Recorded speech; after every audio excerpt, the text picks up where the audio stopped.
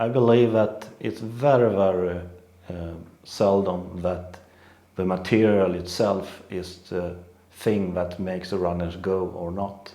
I would say that the curve is so much more important.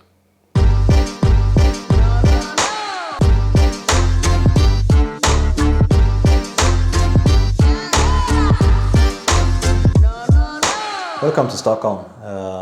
Tomek is here visiting me, and he asked me to explain how I have understood during all the years I have been iceboating to have better control of my runners and why they perform or not perform.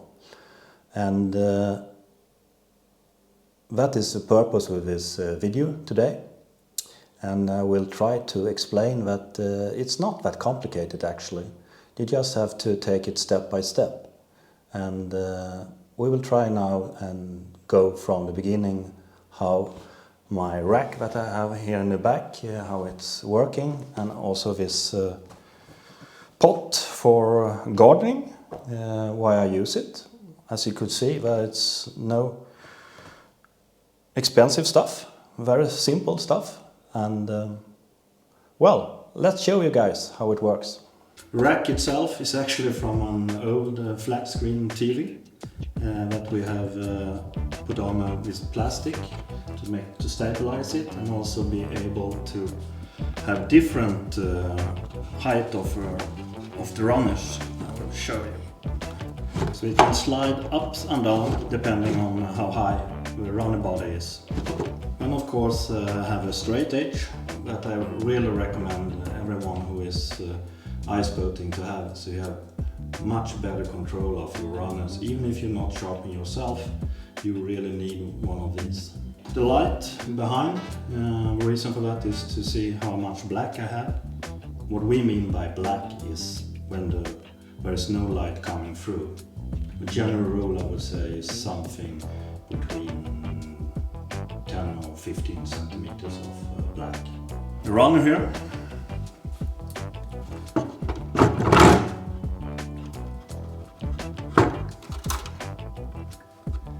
And gently push it a little bit down to the straight edge. And attach it. As you can see, I have to press a little bit, but I don't want to press too much, because if I press too much, that means that the straight edge actually can bow a little bit. To press it down, I use this.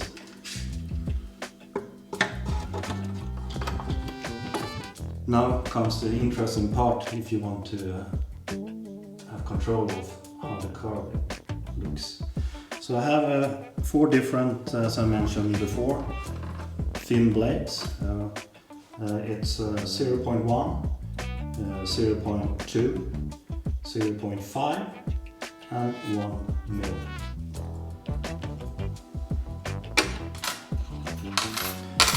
So I take of course the thinnest one and insert it from the back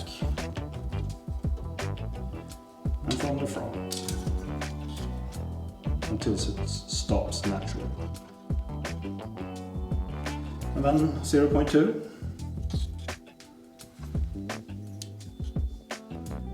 0.5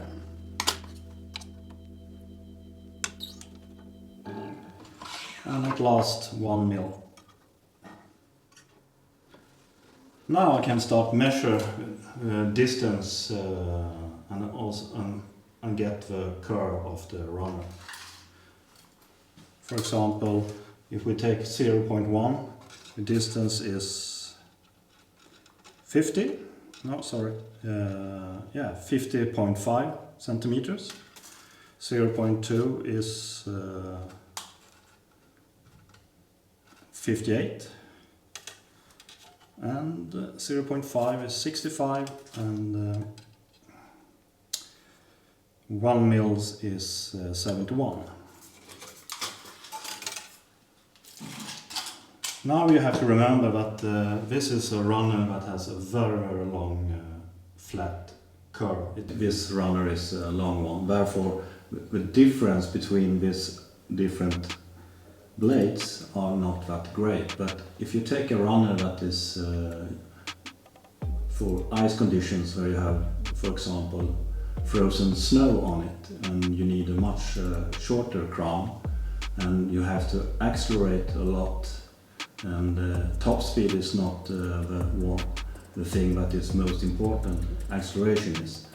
In that case, you would have seen that the curve would have been much more different. And now, when I write all this up, I can compare it to other guys' runners. But also if I hit something and I have to resharpen, I just look at the table that I've written all this measurement up, and yeah, sharp them to the way I want to have it. Why do I use a garden pot? Well, it's not because I'm interested in flowers and stuff like that. It's actually to have the runners to cool them down.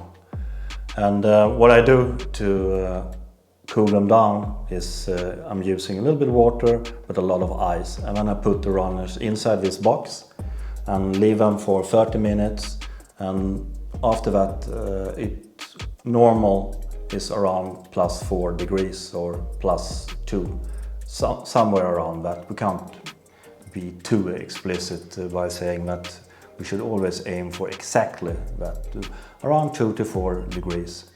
And the reason why I do that is because the curve will be completely different if you measure it in room temperature or if you do it at +4 degrees. This might look a little bit complicated, but you have to take responsibility of your own runners by trying to understand how it works.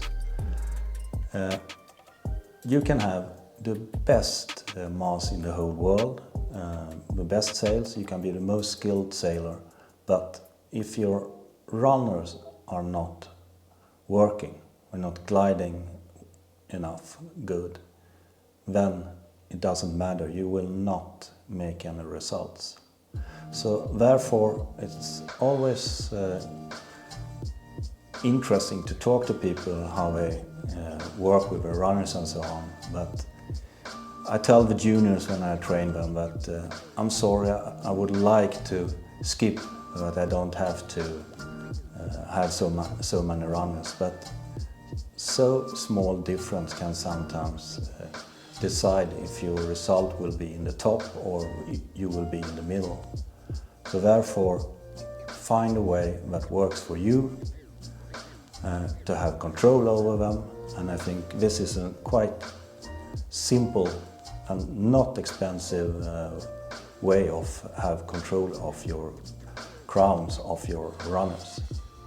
Right, I hope that I helped you guys to understand that runners is not rocket scientists, and that this will help you to be faster, and I hope to see you all back on the ice again.